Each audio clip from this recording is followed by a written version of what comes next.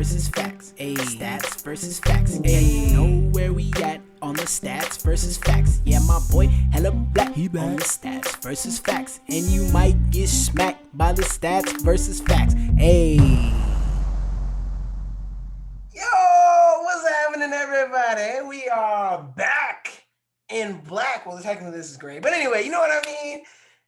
It's Stats versus Facts Sports Talk with your boys, Marsh, G Money, Ain't Nothing Funny, and Big Brand. What's up, B? Yes, sir. What's going on? Yes, sir. Brandon Strong. Yes, sir. Well, welcome back, everybody. Welcome back. You know, we had to take a little break. Some big things happened. I graduated. Yee! Ding, ding, ding, ding, ding, ding. Okay, that works too. That works too. Money. Dollar bills, y'all. Let's see. G Money had a new baby. And Brand has now been elevated from fourth co-host to third co-host. So congratulations on that. Big three. Sure. Yes, G Money, what did you name your new fur baby? Get back to you. The feds are watching. Fair enough. But we got some good things in for you today. We're gonna give y'all our picks for Rookie of the Year, Defensive Player of the Year, Coach of the Year, Most Improved Player, Sixth Man, and MVP of the NBA. And we got to talk about some of these playing games. So, without further ado, and playoff predictions too. Anyway, without further ado, fellas, let's get into this.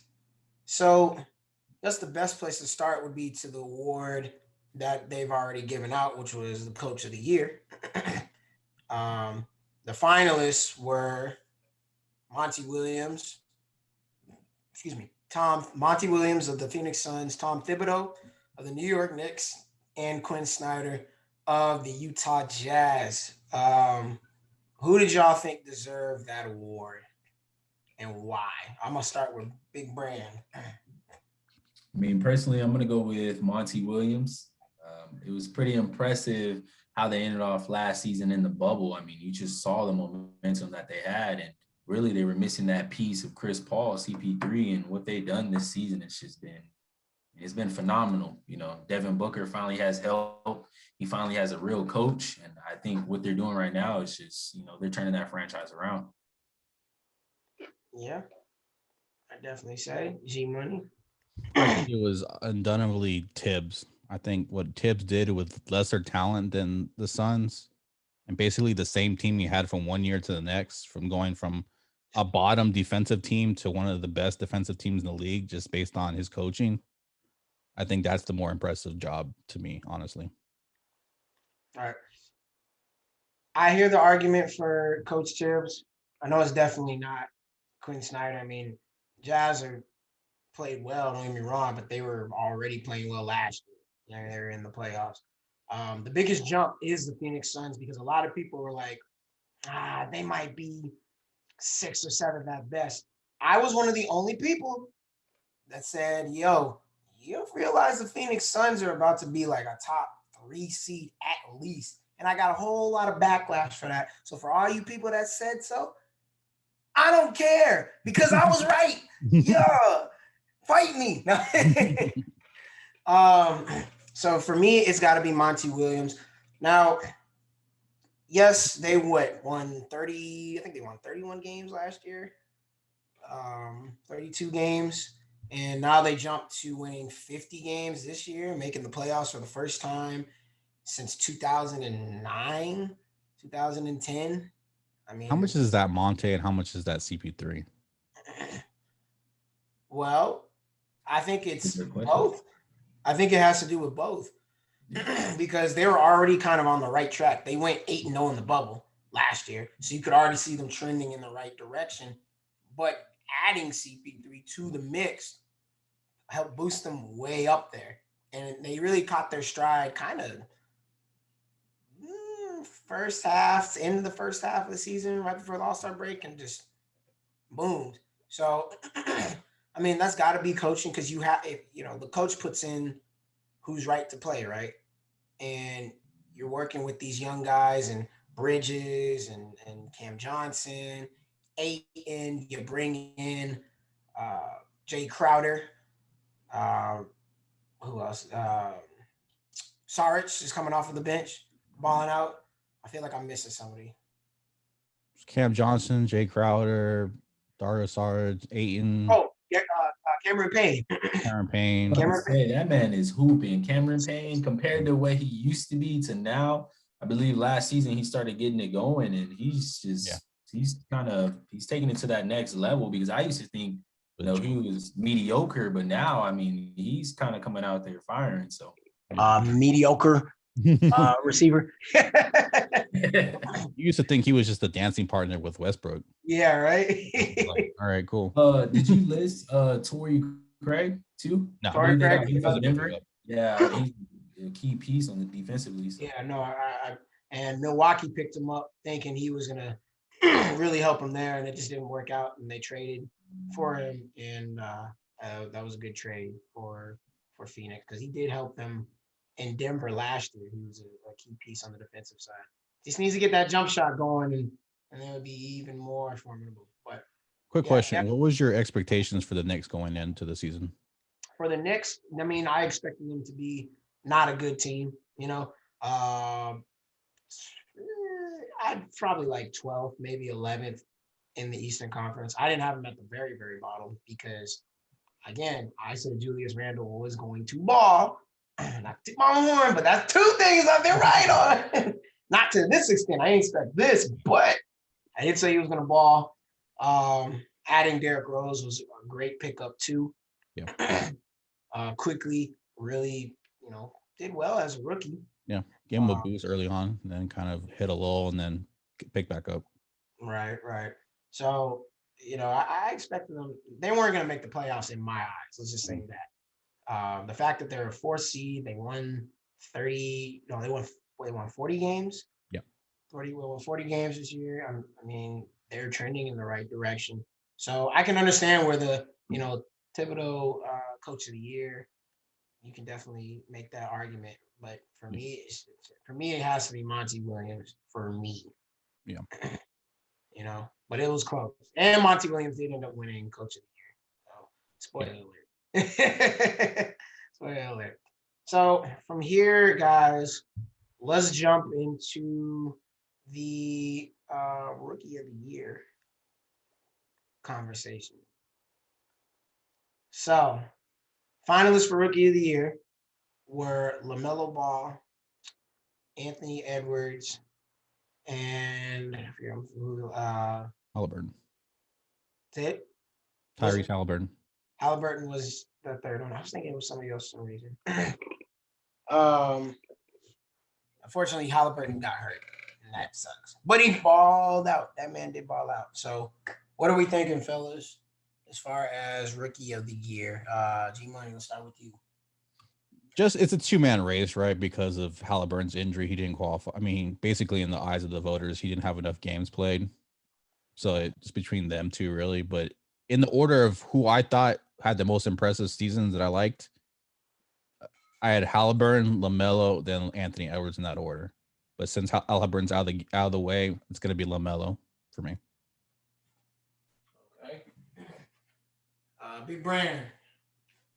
I mean, I agree with Greg. I mean, for sure, it's got to be LaMelo. I mean, the impact that he's given the Hornets, I think is tremendous. But at the same time, I mean, the Hornets have Terry Rozier. They have Gordon Hayward. They have, I mean, I think that he was placed in the best situation for any rookie, to be honest. I mean, coming out, I mean, that's a lot of talent out there, and he just went out there and he balled regardless.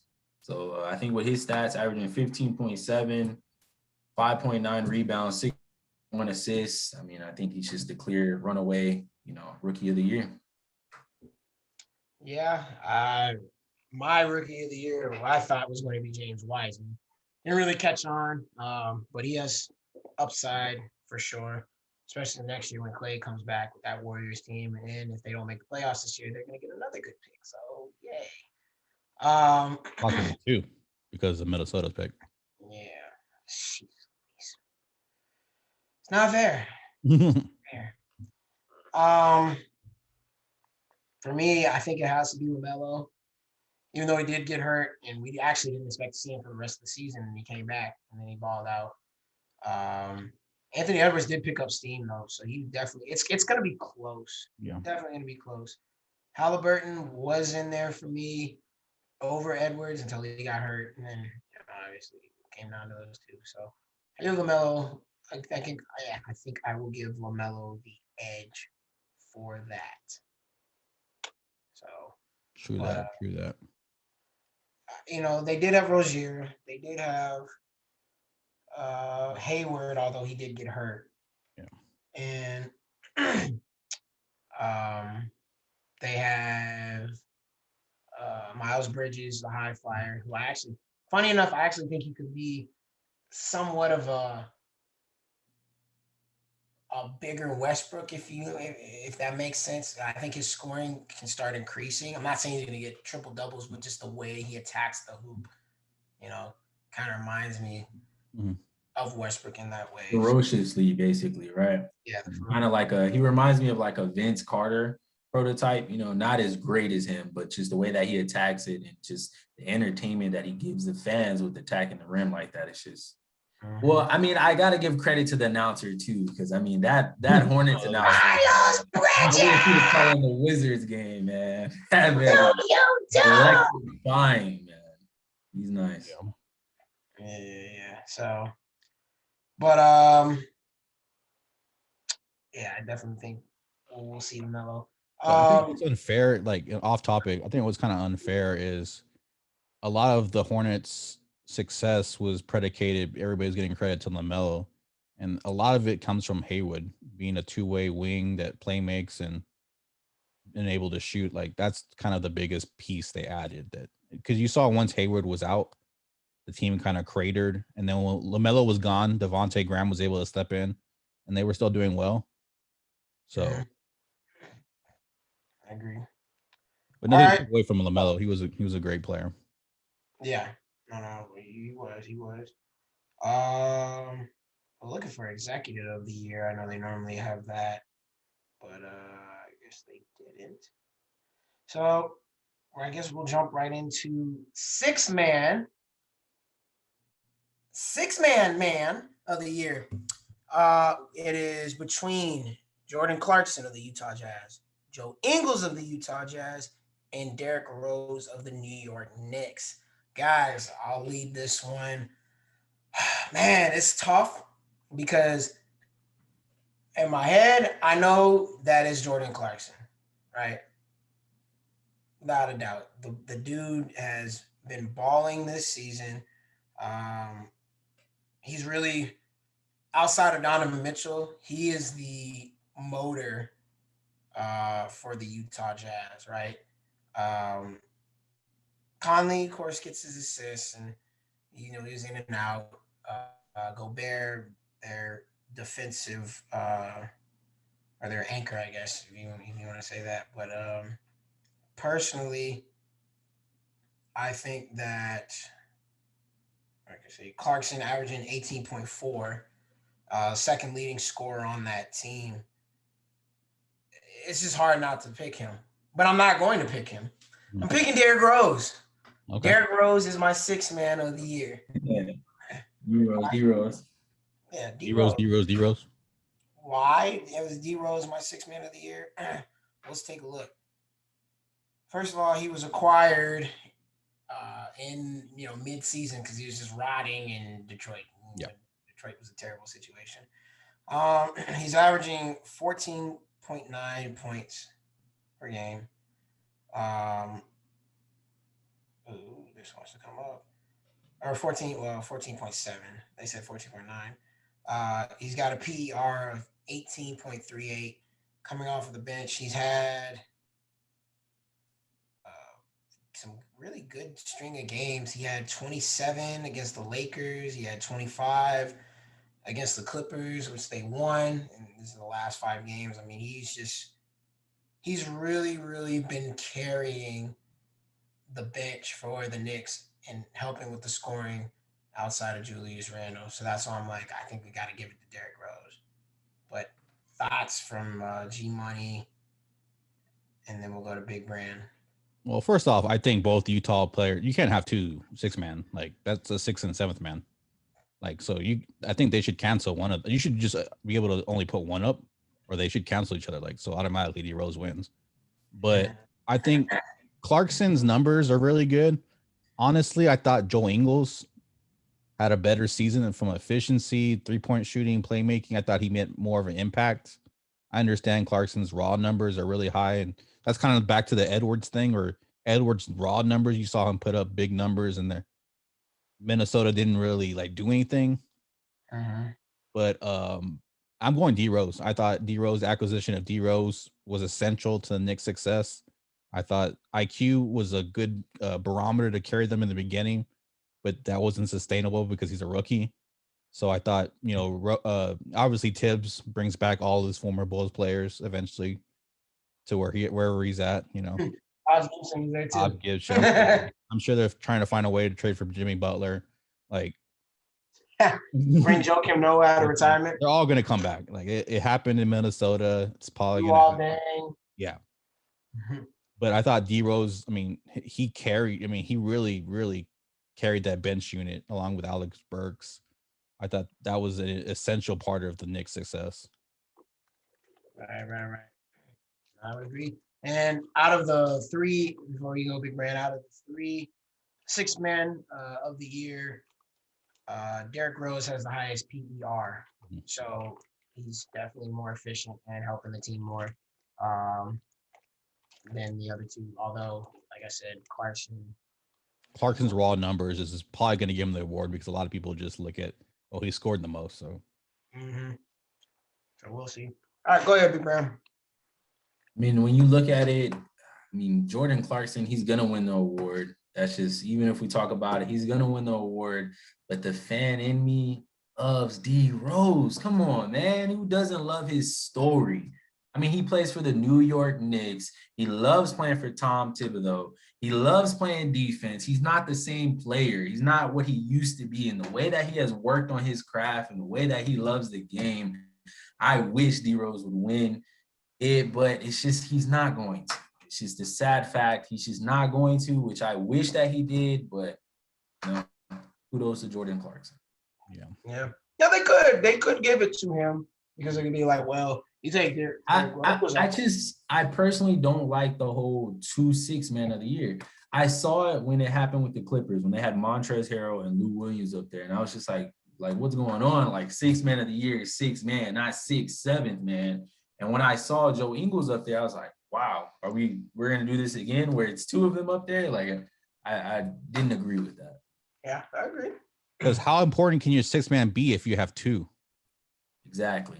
And I think that the 6-man award, the 6-man of the year award has kind of tied into the success of the team being 1st seed, 2nd seed, 3rd seed. I think that they're kind of weighing that in a little bit too much because personally, I'm taking Derrick Rose. And Greg, you pointed out some key factors and, him playing for the Knicks, he's a key piece. If you take away D Rose, are they sitting there, at the 4th seed right now? No. You take away Jordan Clarkson, is the Jazz, what are they going to be in the West? What do you guys think? Probably like 3rd or 4th. 3rd or 4th. Yeah, 4th, 5th. But it's not as significant compared to the Knicks, correct? When Derrick Rose isn't on the Knicks. Oh, no. So that's the comparison. 6-man of the year. Right. To replace Joe Ingles, there's one guy that I would replace him with, and that would have been Kendrick Nunn from the Miami Heat. I think he was still 6-man. They might have elevated him to start, but whenever he's in the game and playing, they tend to, in my eyes, play better. But certain times they use them, certain times they don't. It's weird. Whatever. I thought one guy was overlooked was Jalen Brunson from Dallas. Mm-hmm. I thought he had a really good career. A really good season coming off the bench from Dallas. True that. Did Seth Curry start? In Dallas? No, I'm talking about in Philly. In Philly, yeah, he said starts. Okay, I was thinking he came off the bench, so never mind. Oh, maybe he does come off the bench. Wait, who starts? Steph Curry, Danny Green, Ben Simmons, Ben Danny Simmons. Green, Tobias Harris, Joel Embiid, Yeah, it's Steph Curry. and Seth Curry. Okay. Because I think Maxey comes off the bench, doesn't he? Maxey and Shake Milton. Maxey? Yeah. Tyrone Maxey? Yeah. Yeah. Mm-hmm. And Cork Miles. With Moss. So, all right. That's fair, fellas. Let's get into the next one. This is a tough one, too. Most improved player. We have Jeremy Grant from the Detroit Pistons, Michael Porter Jr. of the Denver Nuggets, and Julius Randle of the New York Knicks. Big Brand, who's your most improved player? Most improved player to me, hands down, is Julius Randle. The year that he's had, this man has came out and has put the Knicks on his back and has put the Mecca back on the map. I mean, I credit Tom Thibodeau, I credit Derrick Rose, but Julius Randle is the key piece in that.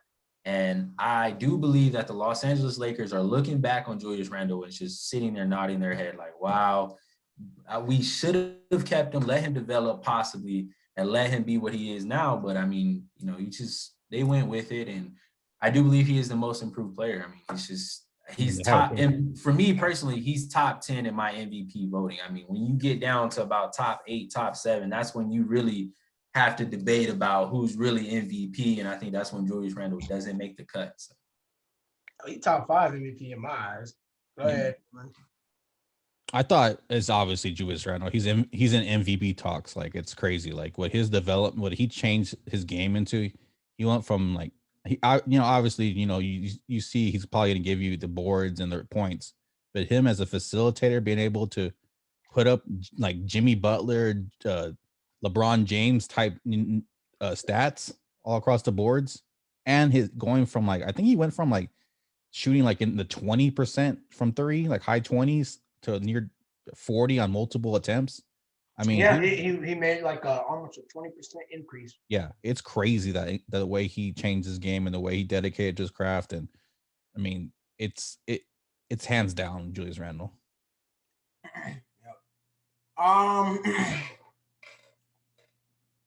Detroit was trash. Jeremy Grant really did improve his game though. Like, so we do have to look at that and say, damn. MPJ, as y'all know, I like your man's. I like MPJ. Speak up for your man's. He really, really improved on his, points per game and rebounding. He's huge when it comes to rebounding for the Nuggets. I think that's a very underrated part of his game. Yeah. He gets boards, cleans it up, is able to come back and hit shots like that. If they would freaking use ball, you could have 2 of them guys. Anyway, that is fire. Hands down, it should be Julius Randle as most improved player. I mean, the guy's averaging like 20, 25 points per game. And rebounding, he's averaging 10 and like 5 or 6. Like, the dude is on another level. He's on another level. In my eyes, top 5 for MVP voting. Julius Randle. Yeah. But, I mean, from a turn the Knicks around from a laughing stock to like the perennial, they're going to be always in the top picks to a 4 seed in 1 year is crazy. Mm-hmm. They went from a laughing stock to a blasting off. Yeah. Like, they were the butt of every joke every year. Shout out Kwame Brown. Kwame Brown. John Wick. My man turned into John Wick. He just coming for bodies. That man's an equalizer, man. I was like, bro, I didn't even know this man talked. We'll get back to that. We'll get back to that. Fellas. Got too excited. My bad. Let's hit defensive player of the year. We have Rudy Gobert from the Utah Jazz, Draymond Green from the Golden State Warriors, and Ben Simmons of the Philadelphia 76ers. What are we thinking, fellas? G-Money. To me, it comes down to versatility versus presence, right? So Ben Simmons can guard multiple positions. He can lock them down. Pretty much, he probably could play defense 1 through 5. He's one of those players that I think he would struggle a little bit with the fives, but because he doesn't have that Draymond kind of mentality. But he has a size. He's a 6'10", so he possibly could even guard centers. But he is able to switch around, and you've got Rudy Gobert, who's the anchor to Jazz defense. And a lot of people make fun of him because he'll get pulled out and kind of get crossed over sometimes, or sometimes you can run a pick a roll and kind of isolate on him and cook him a little bit.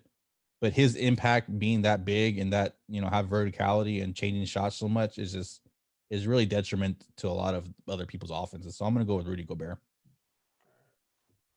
I gotta go with Ben Simmons, man. He hasn't been scoring, but you mentioned his versatility. He was top, I believe, top 5 in steals this year. In his impact. No, I take that back. He wasn't top 5. He was top. I know he was top 5 for a minute. Oh, he fell down. No, yeah, he was top 10. He's number 7 in steals this year, with 1.6. And you're right, he's able to switch around, guarding both bigs and guards. I think he is the key that Philly was missing, especially last year. You heard how high I was upon him last year. Had he been there, I don't know if Boston wins that series. And his impact was definitely felt this year on the league. They're more of a top defensive team when he was on the court than when he was off. So, and I go with Ben Simmons. Go ahead, Big Bram. I agree with you, Marshall. It's Ben Simmons in my eyes. If you're able to guard the 1 through 5, the way that Ben Simmons does, coming out there guarding Bradley, Bill, LeBron, Luka, Giannis, James Harden, just guarding just everybody. Just you're lining up and you're taking them on one-on-one. I mean, come on, man. I like Rudy Gobert, and I like, he holds down the paint stuff, but man, I've seen him get dunked on way too many times. I'm sorry. I mean, I know he's a great defender. I know he's always blocking. He's a center. I get it. I just think that this year it's Ben Simmons, hands down. It should be. Yeah. Gobert was second in rebounding. He was second in blocks. Miles Turner had 3.4 blocks, which is crazy to think about too. Yeah. Gobert He would have won Defensive Player of the Year if he didn't get hurt. You've been talking. Gobert had 2.7. So I mean,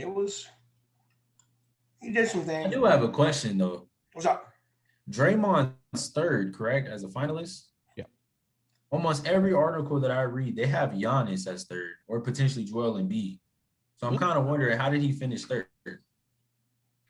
Well, I mean, he's the third finalist. I'm not necessarily knowing if he is third, but yeah, no, I'm just saying, in you guys' eyes, do you think that he's going to finish third? He's not going to finish second or first, but do you guys think that he deserves to be third? I think Embiid gets disqualified because of the amount of games he's played. Right. I think they kind of take him out, even though he's. And I think Giannis might be the same thing, actually. Yeah. He missed a few games. It's hard. Would you put Bam over Draymond this year? See, that's a lot of people were talking about Bam, that it's ridiculous that he wasn't even mentioned. Yeah. Yeah. Young Dwight Howard. I'm serious. That's a young Dwight Howard right there. But yeah, he should be in the conversation too, personally. Do you think he compares to Dwight Howard? Yeah, I see a lot of similarities in the game outside of him being a better shooter than Dwight Howard, and he has a post game, something Dwight Howard didn't have. Well, Bam's also a better facilitator too. Yeah, he is. I'm just saying the build is kind of like Dwight Howard. Oh, okay. Favors Dwight Howard. I thought, okay. I thought you meant their games. No. I was like, wait a minute. I was like, Dwight, prime Dwight. Because Dwight couldn't guard the perimeter like Bam can. Correct. And Dwight had never had a jump shot like Bam did. But the ferocity of which they attack the rim, catching alley-oops, blocking shots, you know what I mean? Like, I'm just like, yo, that's young Dwight Howard. That's why I call him that. It kind of looks like it. So, shoot. I guess we only have one more category to cover. Oh, Is shout out to DeJounte White. DeJounte Murray. My bad. Shout out to DeJounte Murray. It's the MVP. Oof. Who is the MVP this year? We got Steph Curry from the Golden State Warriors, Joel Embiid, Philadelphia 76ers, and Nikola Jokic from the Denver Nuggets. Now, who wants to go first? Or y'all want me to go first? Let's go first. ISO Marshall. Oh, ISO Brand? Go ahead, ISO man. Marshall. I'm gonna give the assist to Marshall. Go ahead. Alley-oop to Marshall. Marshall. Lobbed it up to you. Okay. I believe that the MVP this year should be Nikola Jokic. Why? He is leading that Denver Nuggets team. Pretty much, I mean, it's him. Whatever whatever offense goes that Denver runs goes through Jokic. I mean, he's almost averaging a triple double. Number one, he's 12th in the league in scoring at 26.4. He's sixth in assists, averaging 8.3 assists. When the last time a big man has averaged anywhere close to that, close to 8 assists? Can't think of one. And he's ninth in rebounding at 10.8 all around. Denver was a 4th seed this year, 47-25. And Murray doesn't go out. They might be higher, but I mean, he's the anchor for that team. He's doing everything. He's all around. And he was healthy. He didn't miss. I don't think he missed a game this year. Jokic has to be my MVP. Steph, I disqualify. I don't even know why he's in the top 3. I understand that he started torching it in the last couple months of the season, but he missed a little bit. And I mean, he really didn't start playing this well until as of recent. So I'm kind of like, And then Embiid was originally my pick for MVP, but then he got hurt. Had he not gotten hurt, I think he would have been my pick for MVP. So I would take Steph out, fellas. And if LeBron hadn't gotten hurt, I might have put him up there. Can't do that. It was a weird year for MVP, right? Everybody was like It hurt or something. He would have been a pick. The Nets guys. Yeah, Harden, weirdly enough, could have possibly been in that MVP. Durant, maybe. You know, Luka was another one that could have possibly been in there, and Julius Randle. So I mean, those are some other guys that could have been in the conversation. But for me, it's got to be Jokic. All right, Brand, throwing it back to you. I don't know what side you're on, but here you're on the bottom. Yeah. So.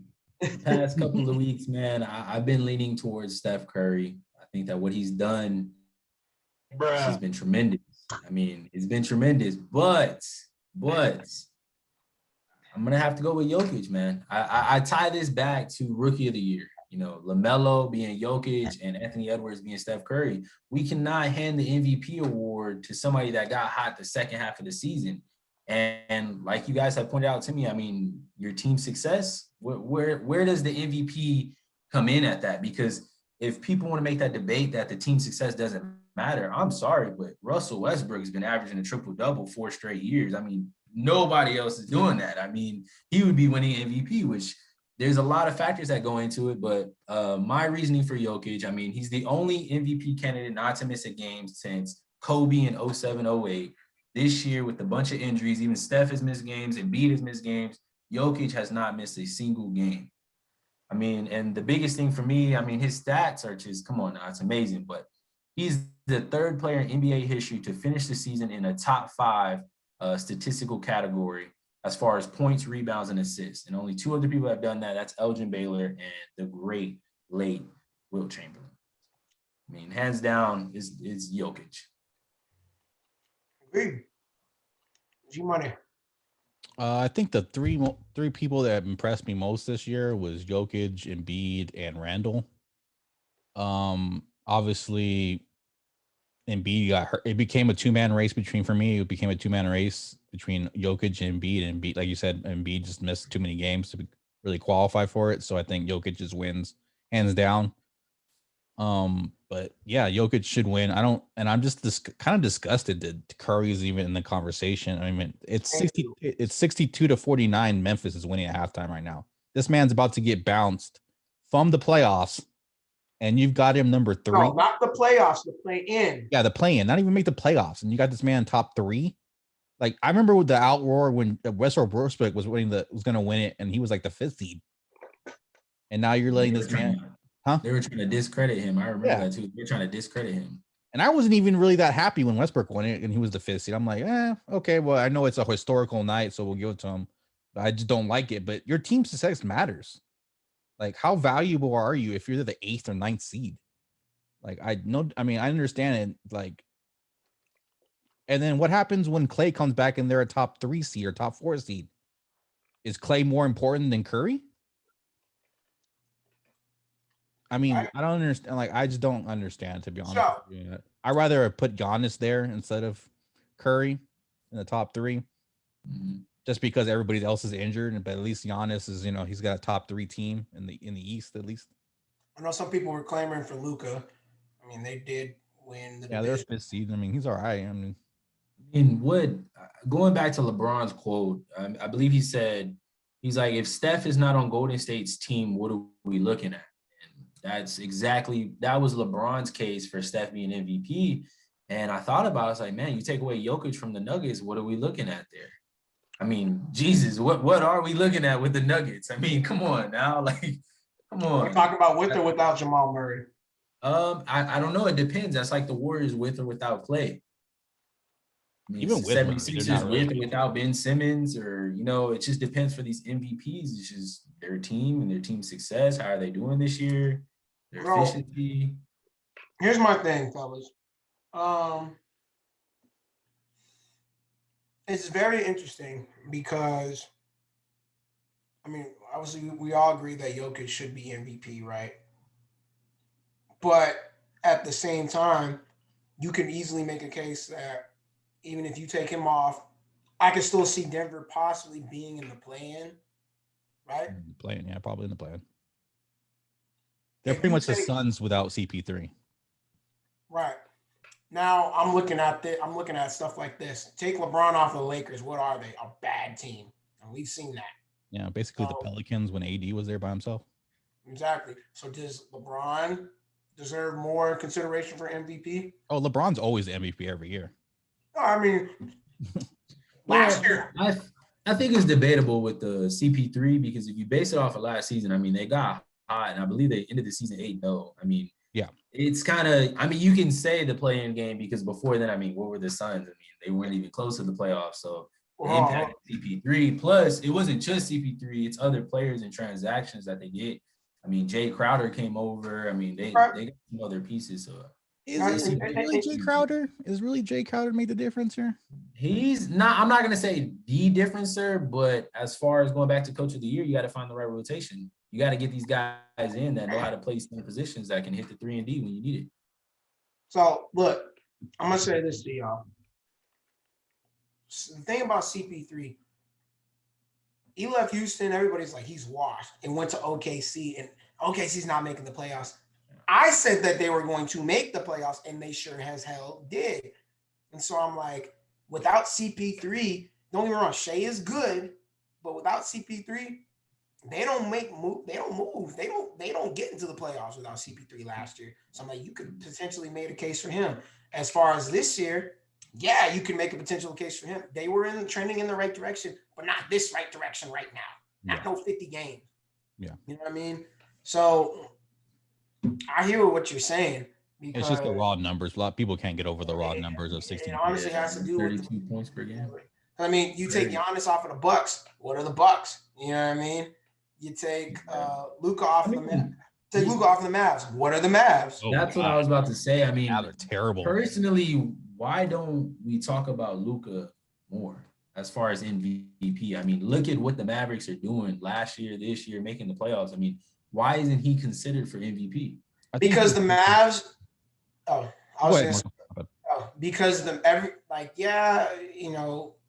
they made. Look what he did last year. They're in the playoffs as a 6th seed, and this year they made a 5th seed.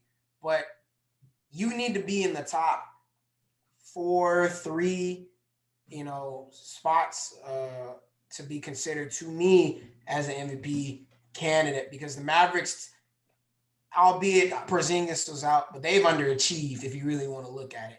I think the Mavericks should have been better than they were this year and even last year, but it has to do with health. So even with saying that, Luka, as good as Luka is, especially offensively, defensively, he ain't really getting it. And the same goes for Jokic. Jokic ain't a great defender, but his impact on the defensive side probably is a little bit better than Luka's. Plus, he shoots a little bit better than Luka does, 2 assists and all that stuff. He does a little bit more than Luka does. Crazy as it sounds, but or at least this year. So that's the only reason why I don't think Luka gets more love. Now, if they have a run and they happen to be a 2 seed next year, then yeah, he will be a front runner for MVP for sure. If we give Luka, MPJ, and Jamal Murray, if you get Luka, MPJ, if you get Luka, MPJ, and Jamal Murray, that's tough. That's tough. So Jokic does have some hope. Yeah, for sure, he does have some hope. There's no denying that. No denying that. But I just think Luka was a victim of his own hype. Like they came up, they were like they thought they were gonna be the Dallas was gonna be like up there with the Suns and everything. Well, yeah, that's what I was. Yeah, but it was the Trae Young, that Trae Young trade too. I mean, everybody was like, man, Trae Young's not gonna be Luka. And then look at Trae Young balling with Atlanta. They're like the 5th seed. I mean, come on now. And honestly, they would have been even better had they not had all them injuries because Bogdanovich was injured, Gallinari was injured, Cam Reddish got injured, DeAndre Hunter got injured. Capella, I think, Collins got injured for a little bit. Rondo was there, but he didn't really do jack. I forget that they have Lou Williams now. Lou Williams is kind of like yeah. Little hot take. I kind of like the Hawks without Trae Young. The Hawks without Trae Young. I kind of like the Bogdanovich, DeAndre Hunter, Kevin Huerter lineup more. I kind of defensively and offensively. I kind of like it, man. I kind of like it. We got to see what happened when Trae Young was out, and they didn't crater. They won a lot of games. I mean, if we're looking at this series against the Knicks, if you take Trae Young out of there, who come on. Well, hold on. We're gonna get. I said it was a hot take, man. I didn't say you have to agree. I know, but I just think that Trae Young's pretty valuable. I want to get a little spicy for the comeback of stats versus fact. A little bit spicy. Well, let's get into the playing games, fellas, and then we can get into our playoff predictions, at least for the first round. So for playing games, what do we think of the playing tournament? Do we like it? Do we think that it is a bunch of crap and they should stop it immediately? Without some tweaks. What do we feel about it? I like it. I honestly like it. I think it could use a little tweaks. I get kind of iffy when it involves a 7 seed. If it was just the 8th, 9th, and 10th seed, maybe I'd feel a little better because I feel kind of weird if the 7th seed was able to get kicked out. And I think it needs to only kick in when the 8th and 9th seed are only like a certain amount of games apart. Like if there's a big gap, I don't want to see a playing game. But if they're within 3 games, then I wouldn't have a problem with it. But I enjoyed it. I mean, I really don't care about the 8th, 7th seed. They're not going to win a championship.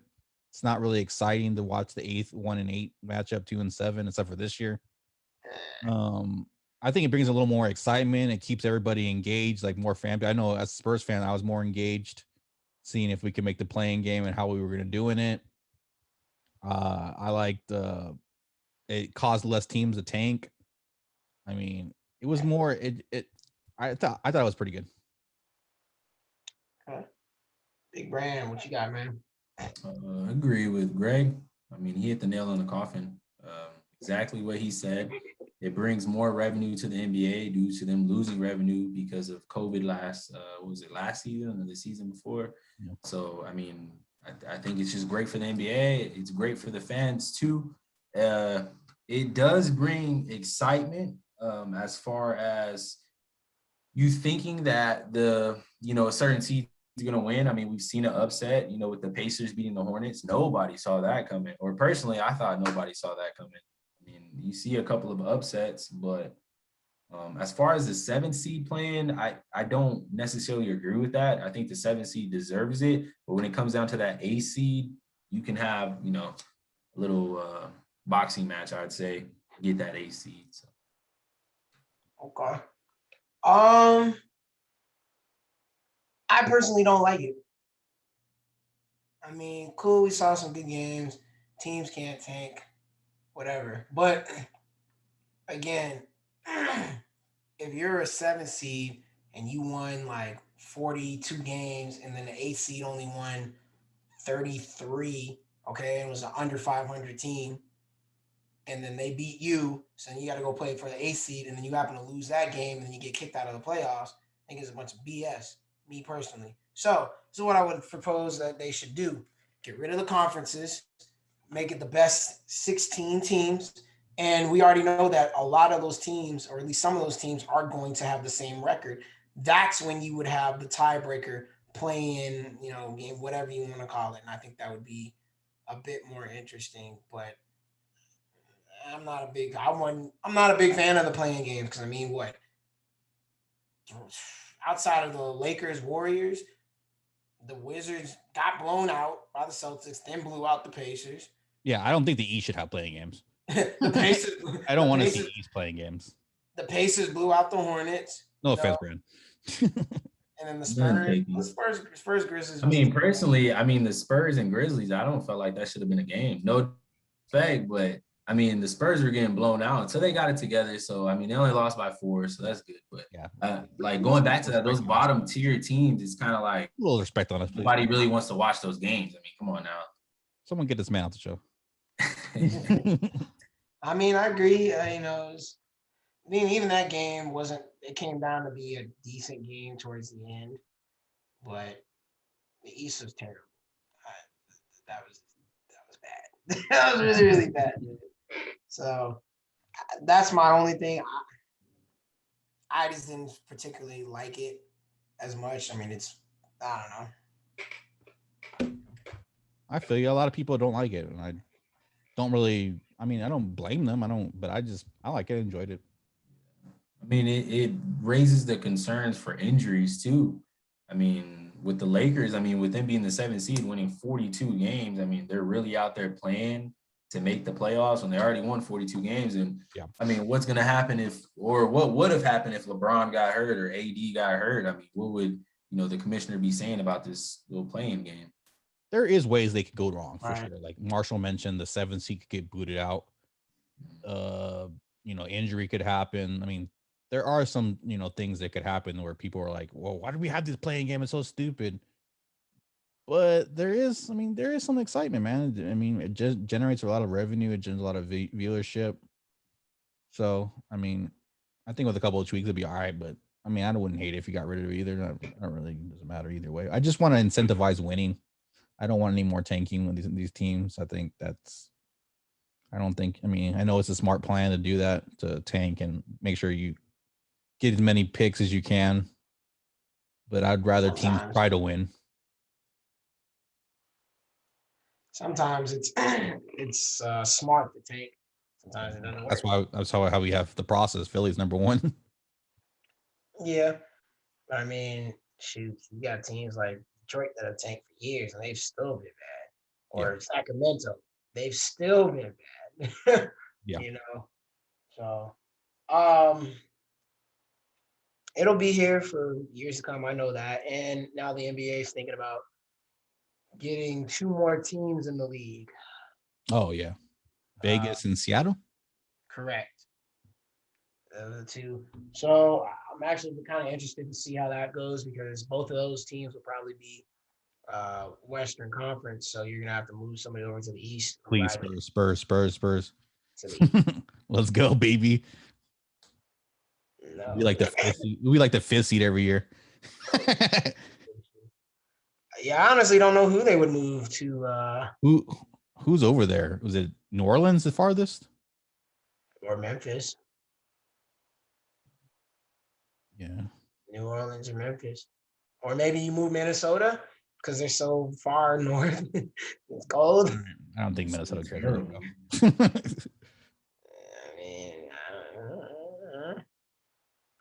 Those are the only ones that I can think of. And it's kind of funny too because in hockey, the Chicago Blackhawks are actually a Western Conference team. Hmm. But yet in the NBA, they're an Eastern Conference team, although they are still Central time zone, which is weird. Stats you bet you didn't think you were going to get from this podcast and video. Yep. So if it's 5 o'clock in Chicago, it's 5 o'clock in San Antonio. Big brain. That's what you get when you graduate. That's right. So, all right, fellas, let's run down these playoffs real quickly. I mean, we got the Western Conference almost done with this Warriors Grizzlies game. It's looking like the Grizzlies might take it. Daddy's about to make some money. Remember, I told you at the beginning of the year, Warriors wouldn't make the playoffs. Everybody laughed at me. Everybody said, well, they'll be a 4 seed. They'll be a 5th seed. Don't worry. They'll be up there. All right. Yeah, I definitely thought. Sorry. I definitely thought they would be up there, especially with Wiseman staying healthy, but he got hurt. And obviously, Clay got hurt. So after that, it was. Even with after Clay, people were telling me they were going to be the 4 seed. They were going to be contenders.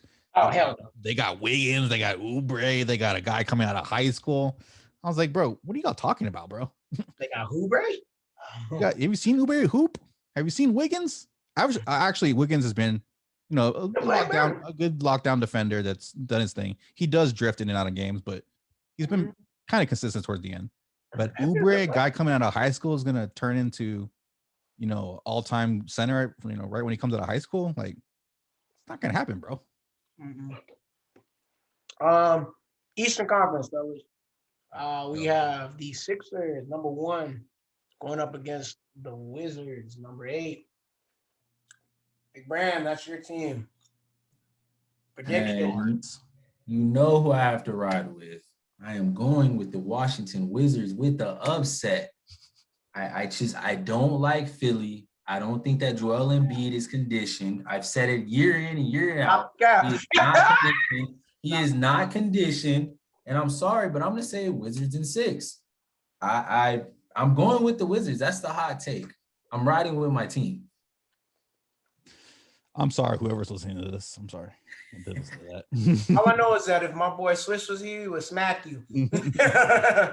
He's a Philly fan. He'd be like, bro, you're bugging. Go ahead, G-Money. 76ers Wizards. I think the 76ers are just strangle them defensively. I think it's gonna be who's gonna win their will. Is the Wizards gonna be able to get this score up to 130 plus? Or is Philly gonna be able to keep it within, around 110 or lower defensively? And I think Embiid's gonna feast. I think it's just gonna be like I think it'll be a sweep almost, I think. Well, here's the thing, and I said this the other night to you, Brand. Hachimura is a key component. He's a key piece to me. If he can stay out of foul trouble, the Wizards will cause Philly a little bit of problems, but Philly still will win the series. Here's the thing about Philly. They tend to start off in the first round very, very slow. I don't know if y'all remember, 2 years ago when they played 3 years ago, they played the Brooklyn Nets, led by D'Angelo Russell. They had no business losing. They beat them in 5 or 6 games, and they're all hard. And I'm like, why the heck are y'all losing to Brooklyn?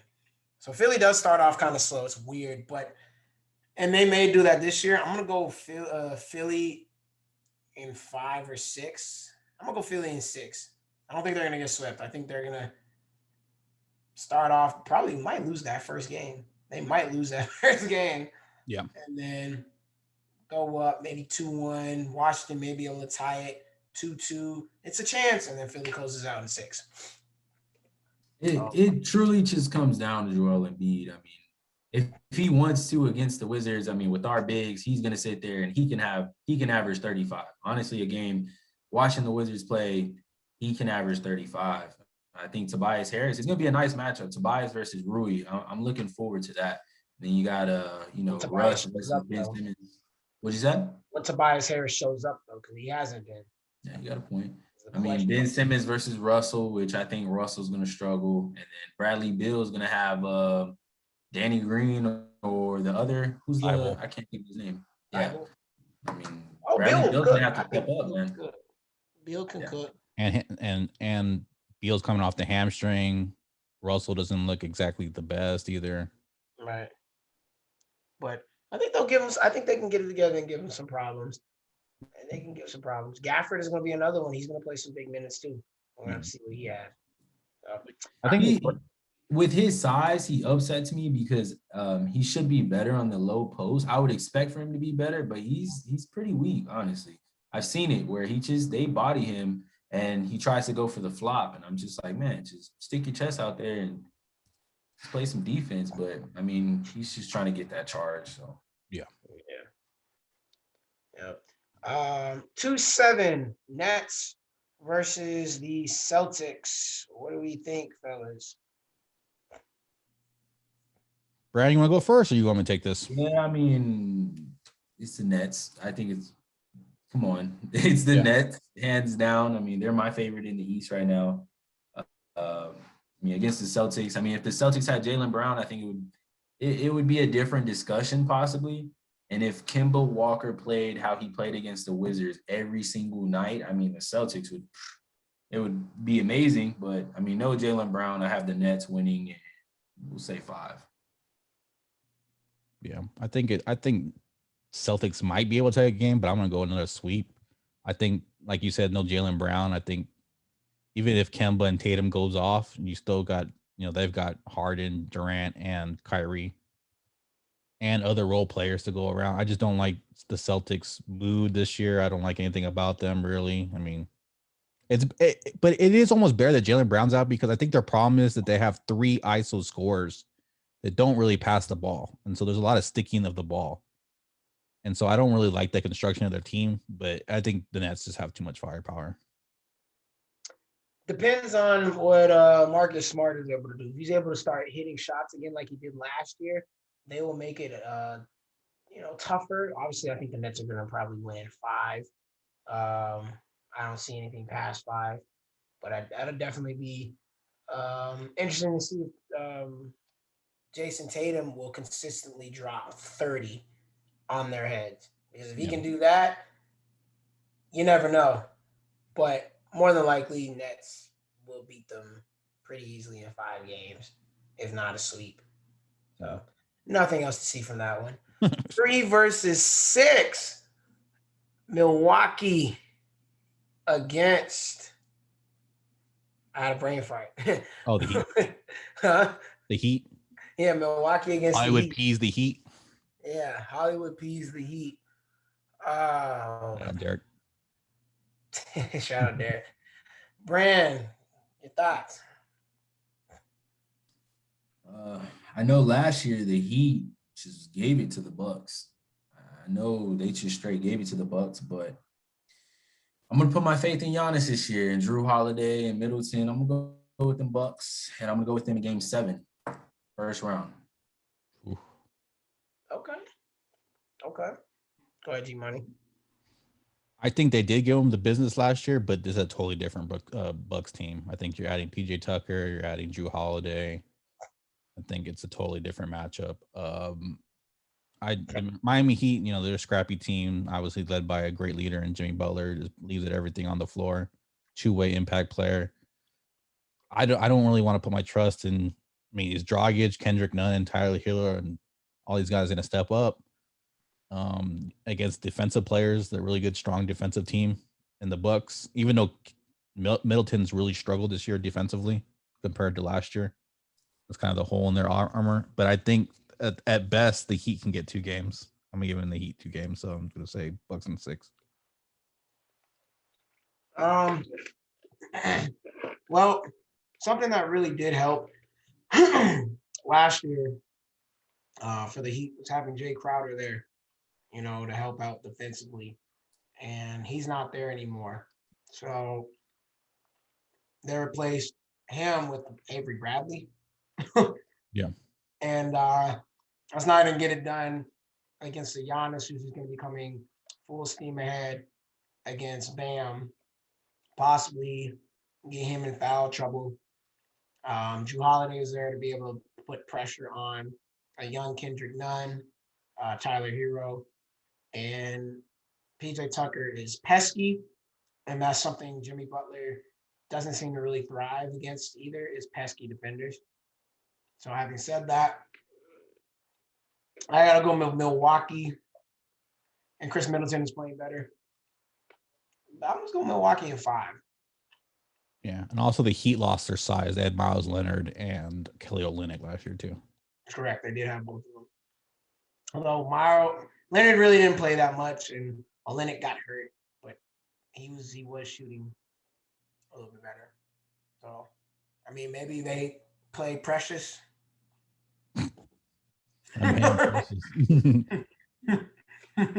If they would have given us pressure, they could have had Rudy Gay. Just saying, man. They could have had Rudy Gay, man. He would have been a great little addition for them. Yeah. You didn't want to give up Precious, so the hell with y'all. Precious Achua, bless you. We're going with 4 versus 5, the Knicks versus the Hawks. I think this is the first. Oh, this was upset. This is the first upset of these playoffs. Although the Knicks did have the Hawks number during the season, it will not be the case in the playoffs. I think Atlanta will beat New York in 6 games. Too many weapons. They're not as great defensively for sure, but having the Bogdanovich hit and the Gallinari and Trae Young. Trae Young's first playoff appearance, so I know he really wants to step it up. Collins, Capella. I mean, they're loaded. And Lou Williams. Don't forget Lemon Pepper Lou. Mm-hmm. Lou Will versus D Rose. Right, Lou Will versus D Rose. And I don't think that the Knicks have enough weapons to run the score up. And I think Randall is going to actually struggle because they're going to be able to plan for him over a series. I got to go with the Hawks in 6. Brand, what you got? I believe in Tom Thibodeau. I believe in Julius Randle, Derrick Rose. I'm going with the Mecca. Knicks in 6.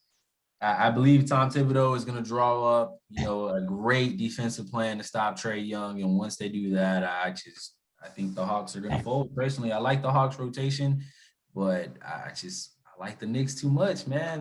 They're close to the heart. Knicks in 6. Okay, go ahead, G-Money. Man, this is going to be a great series. I think there are going to be a couple overtime games. I think this is going to be a really.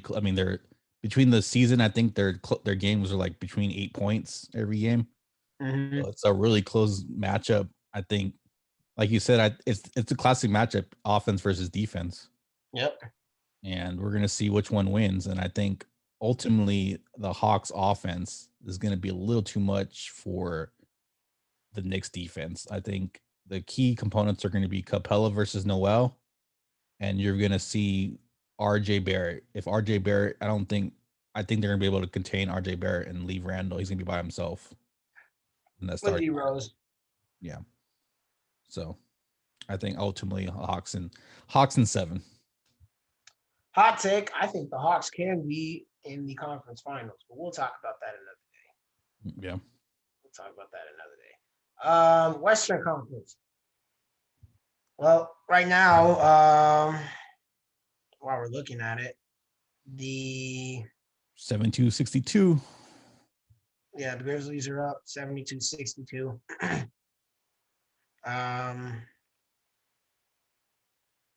I think, 1 versus 8 it would be the Jazz versus one of these 2 teams. Donovan Mitchell will be back. We got to see how healthy he looks, but regardless, Jazz are going to beat either one of these teams. I mean, let's just call it as it is. And how many games? 5. I'll give 5. Anybody Agreed. else? Anything different? Sweep. Bring out the brooms. Okay. Fair. 2 versus 7. Ooh. Phoenix versus Lakers. Hey. Goodbye. This is an upset. Well, is it really an upset though? It's, if I'm not mistaken, this is the first time in NBA history where the 7th seed is favored over the 2nd seed. Uh-huh. So if the Suns won, it would actually be an upset. Yeah. Wow. Because the Lakers were, I mean, before the season, they're the favorite to win it again. Right. Yeah. Now they have everybody back, even though LeBron did get poked in the eye. He saw like 2 rims or 3 rims and shot for the middle one.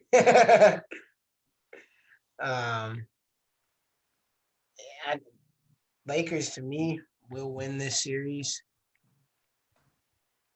in 5 or 6. The difference for me in the series is the forward position.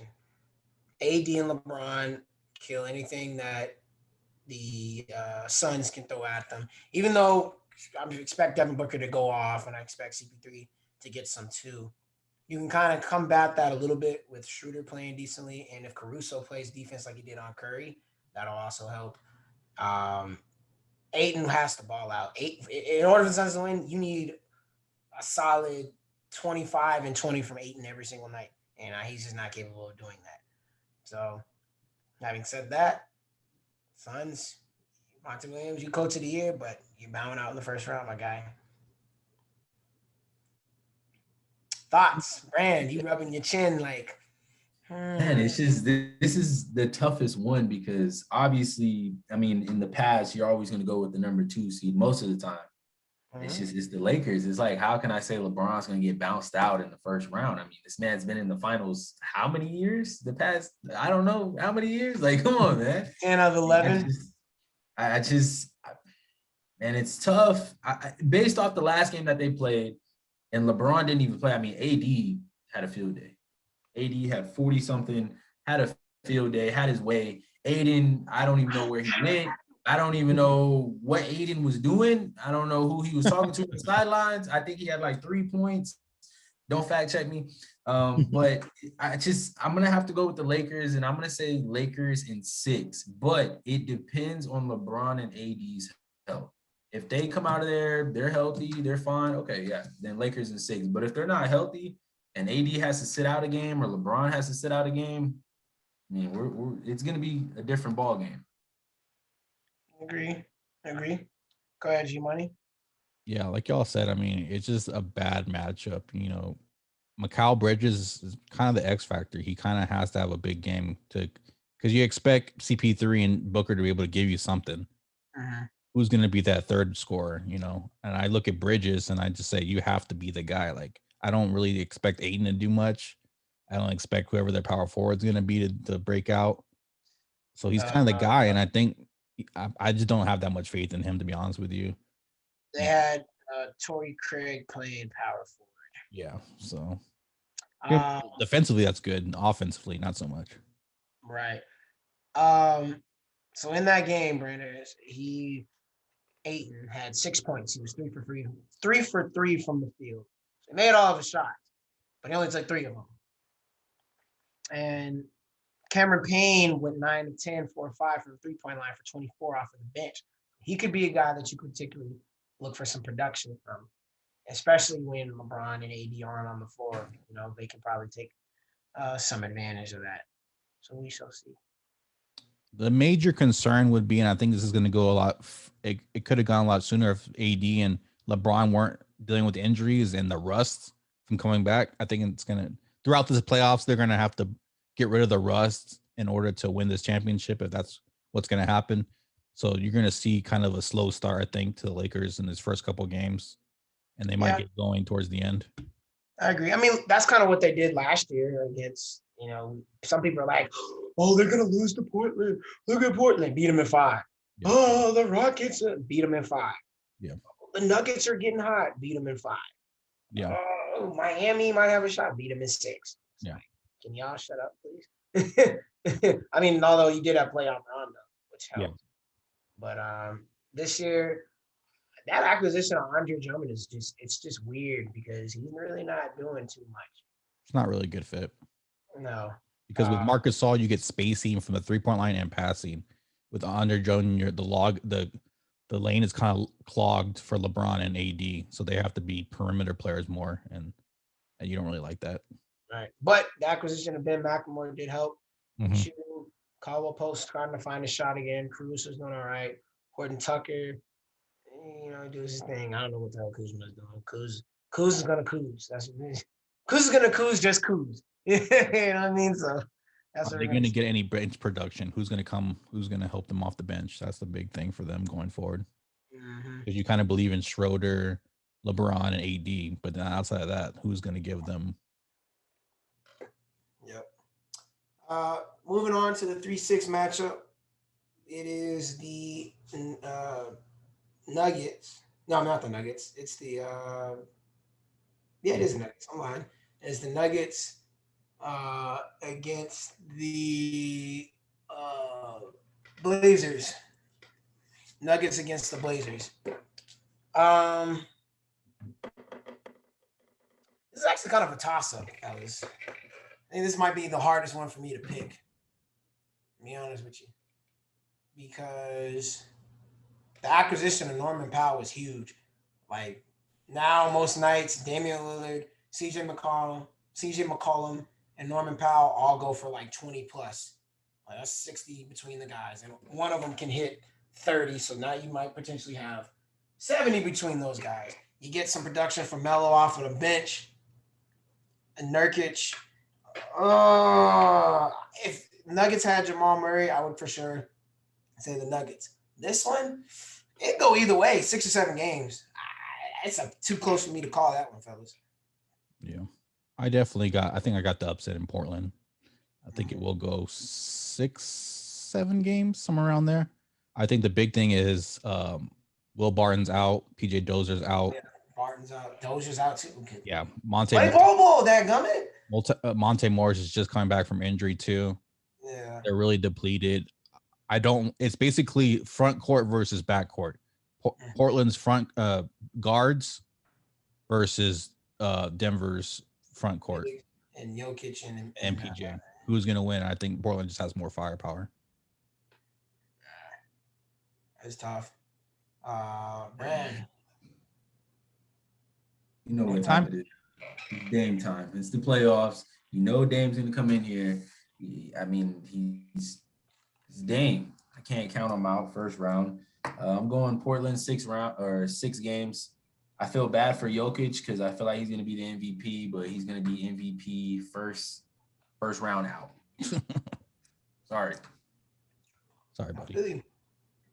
Yeah. But real quick, if Jamal Murray was playing, I'm taking the Nuggets. Yeah. I'm riding with the Nuggets for sure, but no Jamal Murray, no Dozier, or Dozier, however you say it. Just have the Trailblazers. Mm-hmm. It basically comes down to who do you believe in more, Aaron Gordon or Norman Powell? Who's going to outplay who? And I don't think Aaron Gordon's going to give you more than 50 points a game, and I think Powell's going to give you 20. I will say, quick note. I mean, he's not going to be a great defender, but Campazzo's actually giving them.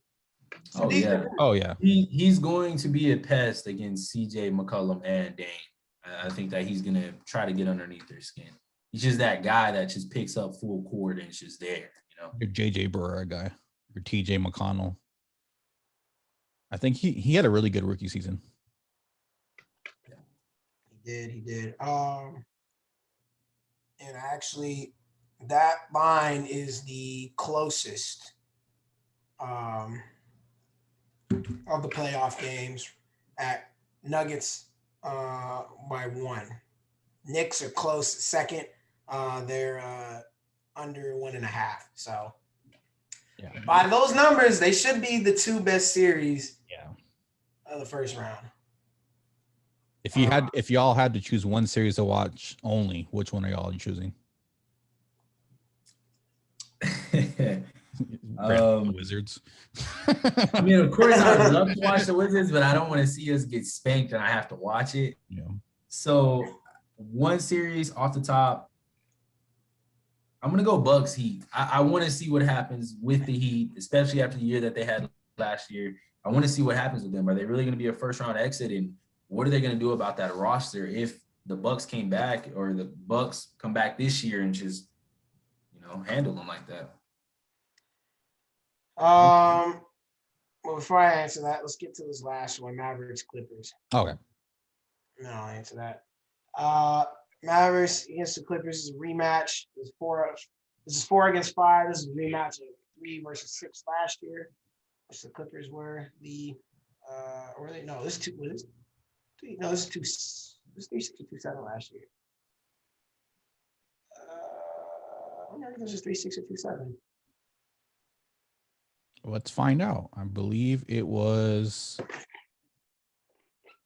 2-7. 2-7. And so then the Thunder were the 5th seed last year. Yeah. I messed that up. Oh yeah, Chris Paul needed to be MVP. What the hell? He brought him from being I said the 7th seed. They were a 5th seed.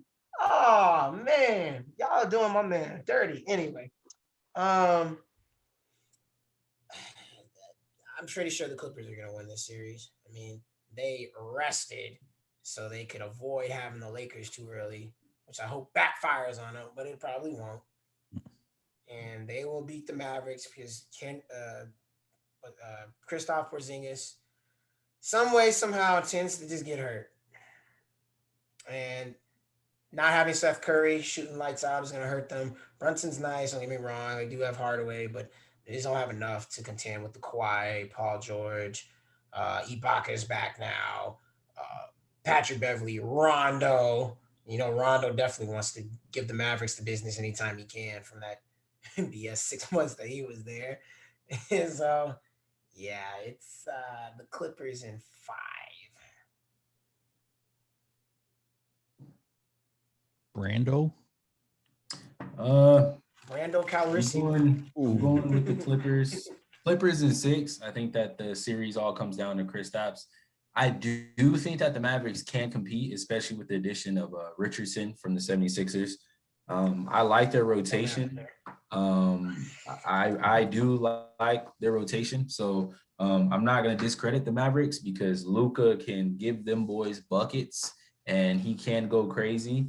I like the Mavericks rotation, and this one right here is kind of difficult for me because I want to go Clippers. I think that looking at the stat sheet and looking at the teams, you would think Clippers. Yeah. But looking back last year, I mean, everybody thought Clippers, and I mean, the Mavericks were right there until, Kristaps. I mean, they were right there, and then, that whole series changed. So, but Clippers in 6.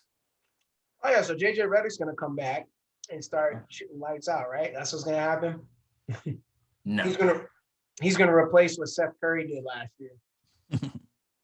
If that were to happen, then I would actually give the Mavericks more of a chance, but that's not going to happen, which is the reason why I'm not.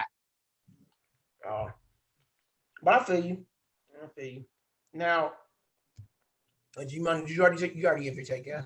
No, Yeah, I'm sorry. Go ahead. It's basically the Clippers got better this year, like the Dallas Mavericks got worse. So, in terms of personnel, so I obviously Luka gives them fits. None of them can guard him really. He's too strong and too crafty for Paul George. Too fast and quick for Kawhi. They had to put Marcus Morris a lot on him because he's big and physical and he can move his feet. So Luka's a tough guard for them. I don't think they can really guard him, but I just look at everybody else. I'm just like, if they lock everybody else down, it's pretty much game time. So I do give Dallas at least one game. So I'm going to say Clippers in 5. My card.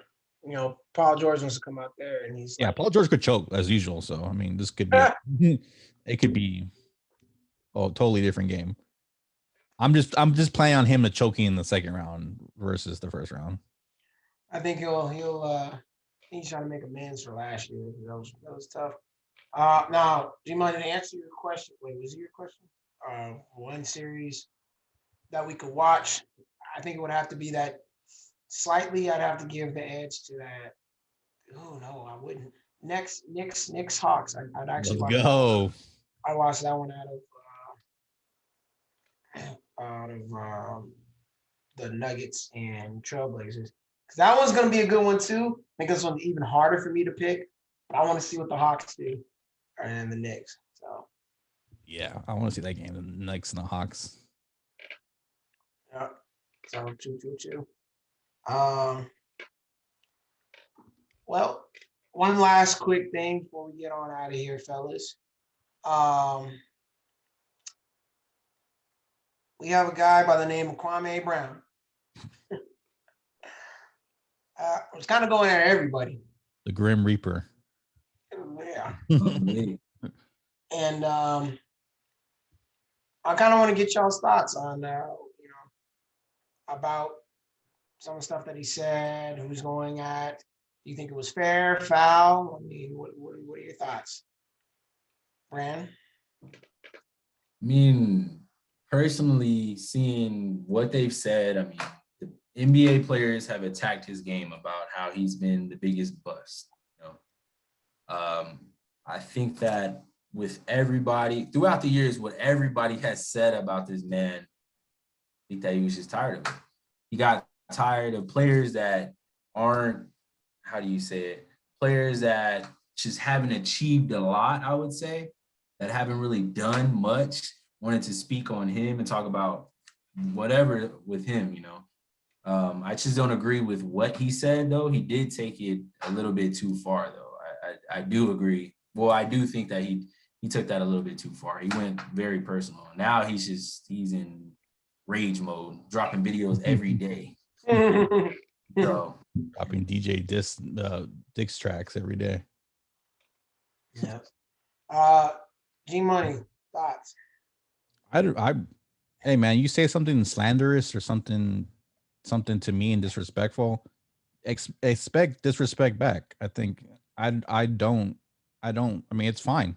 If he's defending himself, going back at people, calling people out, all that stuff is fair game. So I don't have a problem with him coming back and talking to him. Like, I think people need to have repercussions for what they say. I mean, what we say, it's freedom of speech, but there are repercussions for what everybody says. And you have to, if you're going to say something, you have to stand by it. And you might have to fight over it. You might have to have an altercation over it. It's just the way the things work. So I think people need to be, I mean, it ends up being people need to be more respectful too. But if you're going to say something disrespectful, then expect something to come back at you.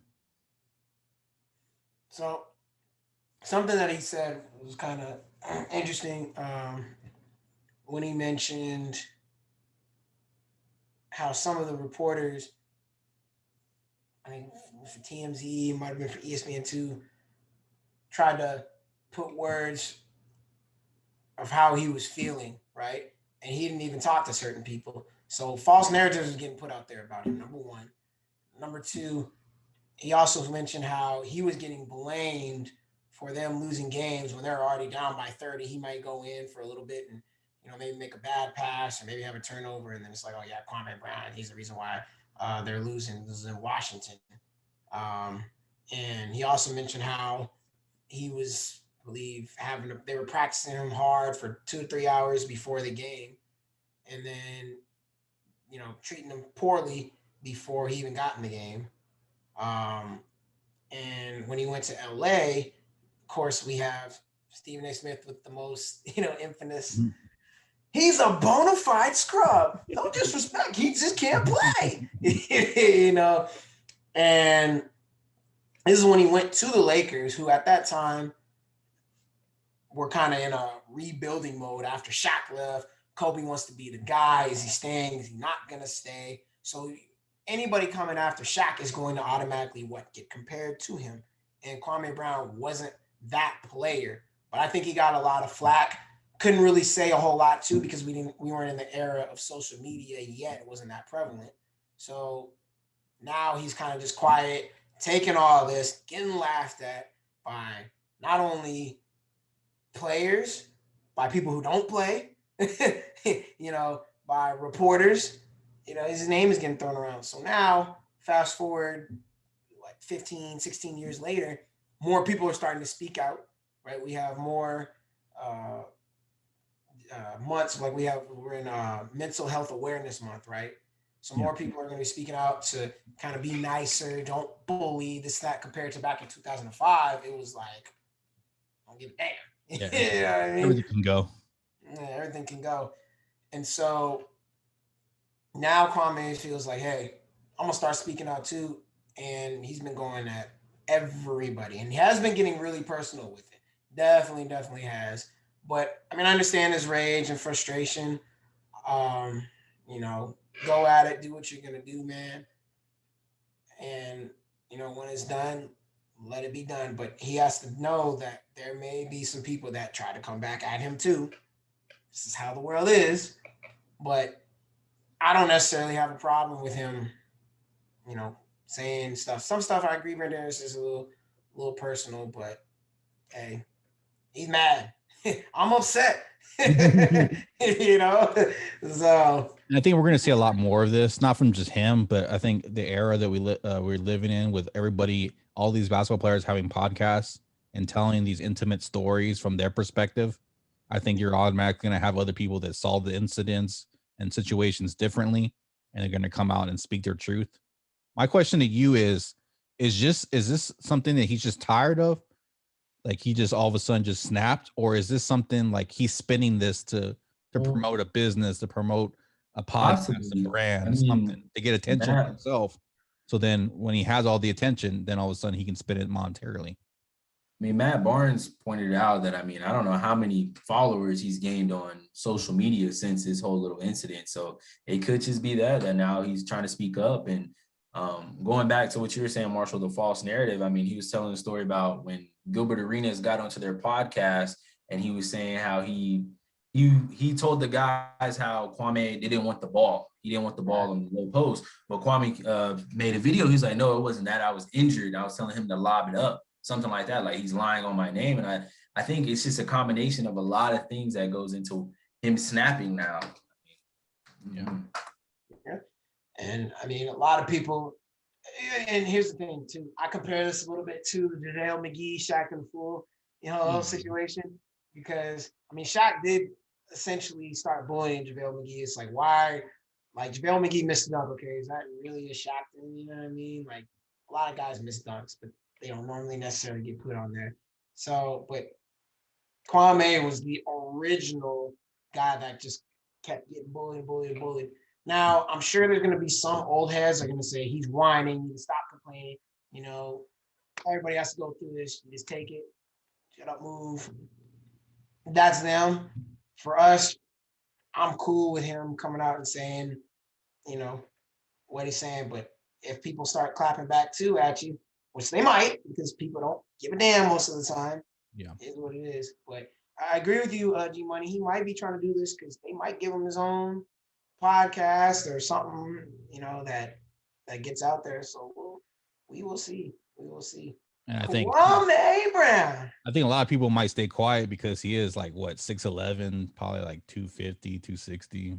Yeah, he is. That's a big man to be talking about, and he comes see you.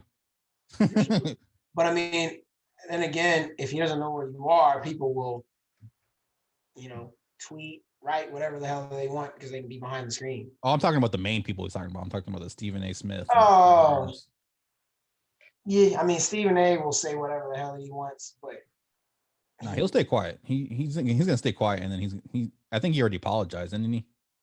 Or put a little statement out about saying like he was just saying that he has freedom of speech. That Kwame has freedom of speech. Like there's nothing he's gonna do about it. Let him go on. He can say whatever he wants to say. Yeah, he said go for it because somebody wanted him to respond to Kwame. He's like, I'm not gonna do that.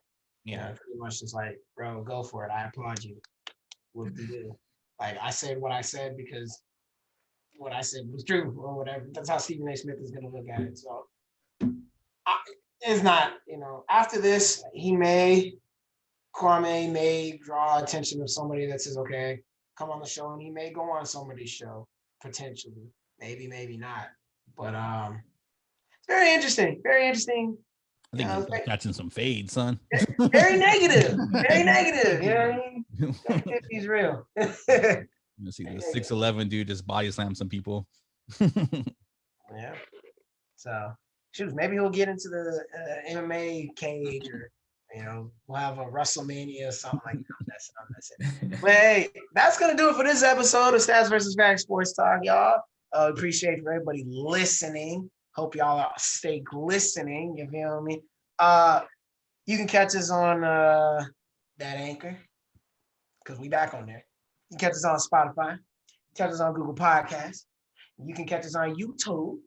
You can catch us on Breaker and Radio Public under Stats versus Facts Sports Talk. Again, Stats versus Facts Sports Talk. If you ain't got that BS, what you listening to, G Money?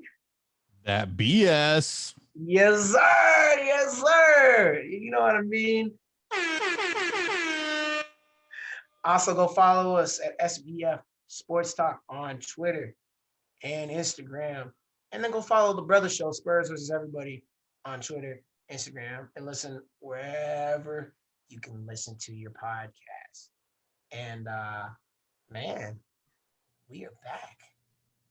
Back, We are man. back. Whew. We are back. Hey, Here we baby. go. Big Yes, things sir. coming, guys. Big things coming. Big things coming, y'all. So everybody, Particularly please. me after quarantine. Yeah. Eat nothing but pizza and burgers and tacos every day. Yeah. Not an Yeah. ounce of exercise. You already know. You already know. So for that man G Money, that man Big Brand, it's been your boy Marsh, and we will catch y'all next time on that. Stats versus facts, ayy. Stats versus facts, ayy. You know where we at on the stats versus facts. Yeah, my boy, hella black, he on the stats versus facts. And you might get smacked by the stats versus facts, ayy.